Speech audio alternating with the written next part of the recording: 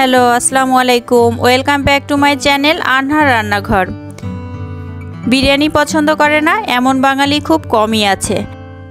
আমরা বাঙালিরা কম বেশি সবাই বিরিয়ানি পছন্দ করি, আর এই বিরিয়ানি বিভিন্ন স্বাদের হয়ে থাকে। আজকে আমি আপনাদেরকে তৈরি করে দেখাবো মশলা বাটার ঝামেলা ছাড়া কিভাবে খুব সহজেই বিরিয়ানি তৈরি করা যায় তার একটি সহজ রেসিপি। কথা না বাড়িয়ে চলুন তাহলে শুরু করা যাক। বিরিয়ানি রান্না করার জন্য আমি এখানে প্রথমেই নিয়ে নিয়েছি 1.5 কেজি গরুর মাংস। এখানে আমি দিয়ে দিলাম 1 কাপ পেঁয়াজ কুচি, হাফ কাপ রসুন, কিছু আদা স্লাইস করে কেটে নিয়েছি, সেগুলো এখানে দিয়ে দিলাম। দিয়ে দিচ্ছি স্বাদ মতো লবণ। এখন দিয়ে দিচ্ছি 1 চা চামচ গোলমরিচ, হাফ চা চামচ কাবাব চিনি। কাবাব চিনি অনেকটা গোলমরিচের মতোই দেখতে, কিন্তু একটু লেস থাকবে। এখানে দিয়ে দিচ্ছি বড় সাইজের 2 টুকরা জয়ত্রী, মিডিয়াম সাইজের একটা জয়ফলের 3 ভাগের 1 ভাগ এখানে দিয়ে দিলাম। 2টা কালো এলাচ, একটা স্টার অ্যানিসের হাফ এখানে দিয়ে দিচ্ছি, 5-6টা লবঙ্গ,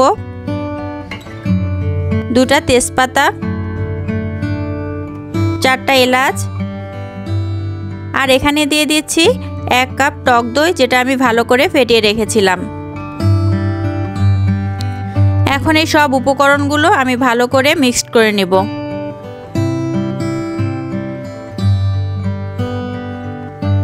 ভালো করে মেশানো হয়ে গেছে। এখন আমি এটাকে রেস্টে রাখবো 1 ঘন্টার জন্য। 1.5 কেজি গরুর মাংসের জন্য আমি এখানে নিয়ে নিচ্ছি 4 কাপ বাসমতি চাল। মাংসের চেয়ে চালের পরিমাণটা একটু কম নিলে বিরিয়ানি খেতে বেশি টেস্টি হয়। চালগুলো আমি পানি দিয়ে ভালো করে ওয়াশ করে নেব। ওয়াশ করার সময় চালগুলো আলতো হাতে ওয়াশ করতে হবে, যাতে চালগুলো ভেঙে না যায়। ওয়াশ করা হয়ে গেছে। এখন পরিমাণ মতো পানি দিয়ে চালগুলো আধা ঘন্টার জন্য ভিজিয়ে রাখবো। 1 ঘন্টা পরে আমাদের মাংসগুলো ম্যারিনেট করা হয়ে গেছে।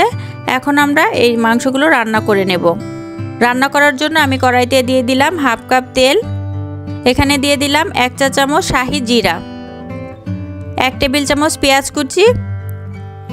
এটাকে আমরা একটু ভালোভাবে ভেজে নেব। এখন এখানে দিয়ে দিচ্ছি কয়েক টুকরা দারচিনি। এখন আমরা ম্যারিনেট করা মাংসগুলো এর মধ্যে দিয়ে দিলাম। এখন আমি উল্টে পাল্টে কষিয়ে মাংসটাকে রান্না করব এই পানিটা শুকানো পর্যন্ত। পানিটা কিছুটা শুকিয়ে এসেছে। এই পর্যায়ে আমি কিছু কাঁচামরিচ কুচি এখানে দিয়ে দিলাম। এই যে আমাদের কষানো হয়ে গেছে। এখন সিদ্ধ হওয়ার জন্য আমি এখানে পরিমাণ মতো গরম পানি দিয়ে দিলাম। এই যে মাংস আমাদের ভালোভাবে সিদ্ধ হয়ে গেছে। এখন আমি সব মাংসগুলো তুলে নিচ্ছি।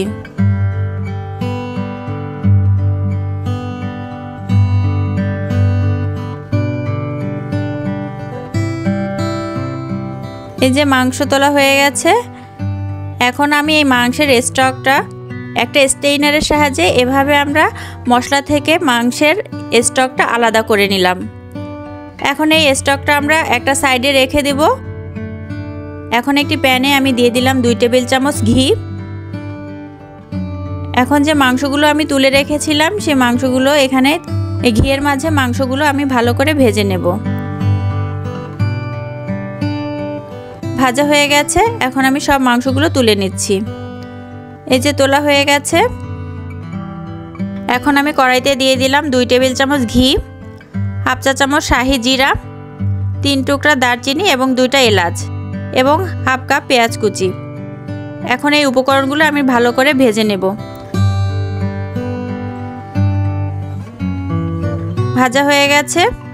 এখন আমি এখানে দিয়ে দিচ্ছি যে স্টকটা রেখেছিলাম সেটা মেপে তার সাথে বাকিটা পানি অ্যাড করে 7 কাপ পানি মেপে নিয়েছি। 4 কাপ চালের জন্য আমি এখানে 7 কাপ পানি ব্যবহার করছি। এখানে আমি দিয়ে দিলাম স্বাদ মতো লবণ।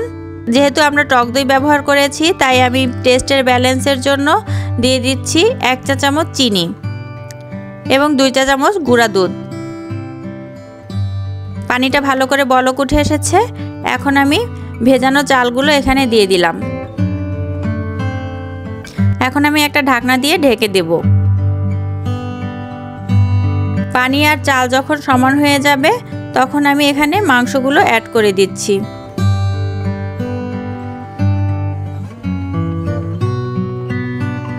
তো এখন আমি ঢেকে রান্না করব, এটা ভালোভাবে সিদ্ধ হওয়া পর্যন্ত। এখানে আমি 2 টেবিল চামচ দুধের সাথে জাফরান ভিজিয়ে রেখেছিলাম। চালটা একটু ফাঁকা করে জাফরান মিশানো দুধটা এখানে আমি দিয়ে দিচ্ছি। এভাবে আমি দমে রেখে দেব প্রায় 20 মিনিটের জন্য। এই যে 20 মিনিট পরে আমাদের বিরিয়ানি তৈরি হয়ে গেছে। এখন পরিবেশনের পালা। এই যে পরিবেশন করা হয়ে গেছে। এই বিরিয়ানিটা খেতে খুবই টেস্টি হয়। আপনারা অবশ্যই বাসায় ট্রাই করে দেখবেন। আশা করছি আপনাদের ভালো লাগবে। আর যদি ভালো লাগে তাহলে আমার চ্যানেলটি সাবস্ক্রাইব করে আমার সাথেই থাকবেন। সবাই ভালো থাকবেন। আল্লাহ হাফেজ।